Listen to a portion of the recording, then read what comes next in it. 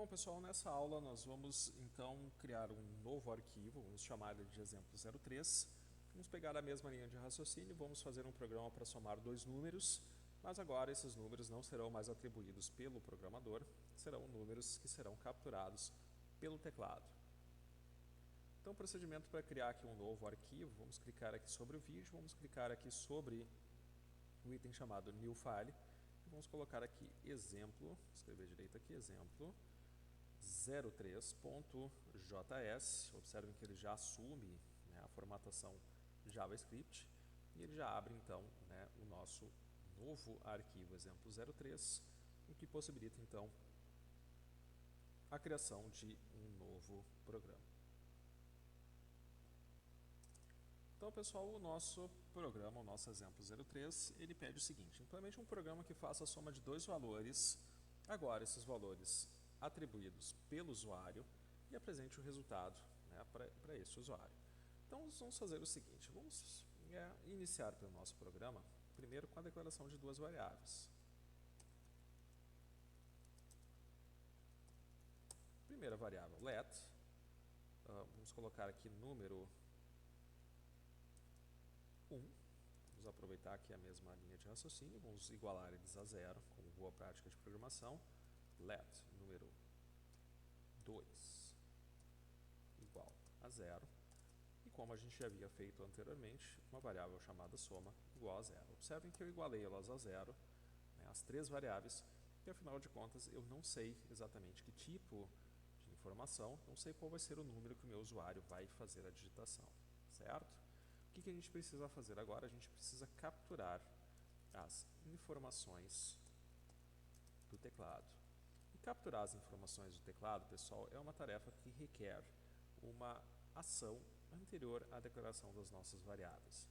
O que nós vamos precisar fazer? Nós vamos precisar fazer a importação de um recurso, vamos entender isso por enquanto como recurso, que possibilita a captura dos dados do teclado.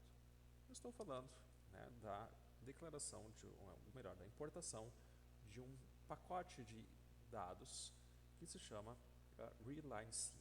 Nós na primeira aula já fizemos a importação desse pacote e ele já está disponível aqui para a gente, para que nós possamos fazer a utilização deste mesmo. Então, como é que a gente faz isso? Const, uma variável constante, certo? Variáveis do tipo const são aquelas variáveis que nós declararemos para valores que são imutáveis ao longo do nosso sistema, como por exemplo o valor de π, um valor de uma determinada altura, o valor de um nome, ou seja, variáveis que eu não quero necessariamente fazer a mudança dela ao longo do nosso programa, nós colocaremos elas com variáveis do tipo const. Nesse caso aqui, vamos colocar aqui uma variável chamada readline e vamos chamar a seguinte expressão, require, e entre parênteses, por meio das aspas duplas, nós vamos chamar então o módulo chamado readline sync. Ou seja, essa expressão aqui possibilita que nós então capturemos valores do teclado.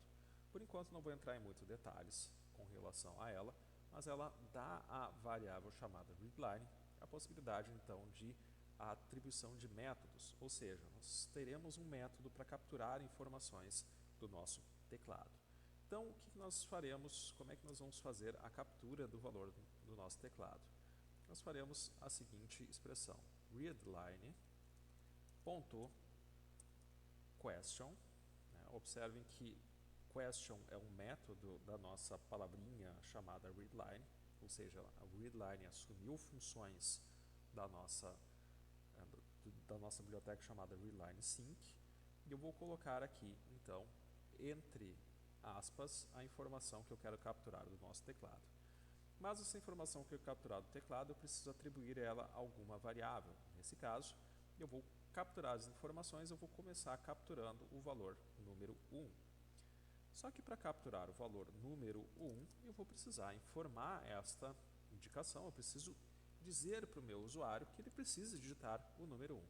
Então, nesse caso aqui, eu vou colocar um console.log e eu vou colocar entre aspas duplas a seguinte expressão: usuário, digite o primeiro valor para o colocar aqui só o primeiro valor por enquanto.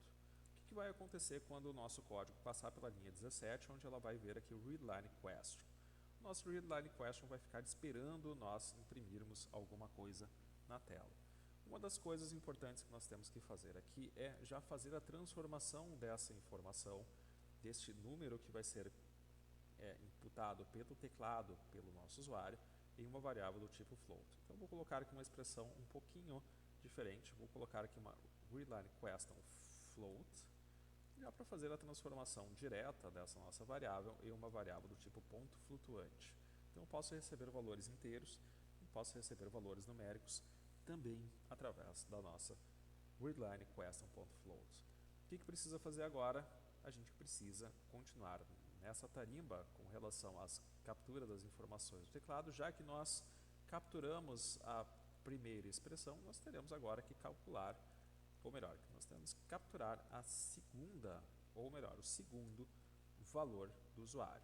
Mesma coisa, vou copiar essa linha aqui, só que agora aquilo que for digitado pelo teclado vai ser atribuído à nossa variável número 2. Tendo em posse as duas informações dos dois números digitados pelo nosso usuário, o terceiro passo é fazer o processamento dos dados. Como a gente faz isso? Soma vai receber então o número 1 mais o número 2. Ok? E quando nós finalizarmos o nosso processamento, a próxima etapa então vai ser então a apresentação desses dados. Eu vou colocar aqui a apresentação dos dados para o usuário. Nesse caso, console.log, entre parênteses, entre aspas duplas, eu vou colocar o seguinte: o resultado da soma se é igual a, dois pontos, eu vou concatenar com o valor numérico atribuído à vossa variável chamada soma. Observem que agora eu não tenho mais o controle dos valores que podem ser digitados pelo nosso usuário.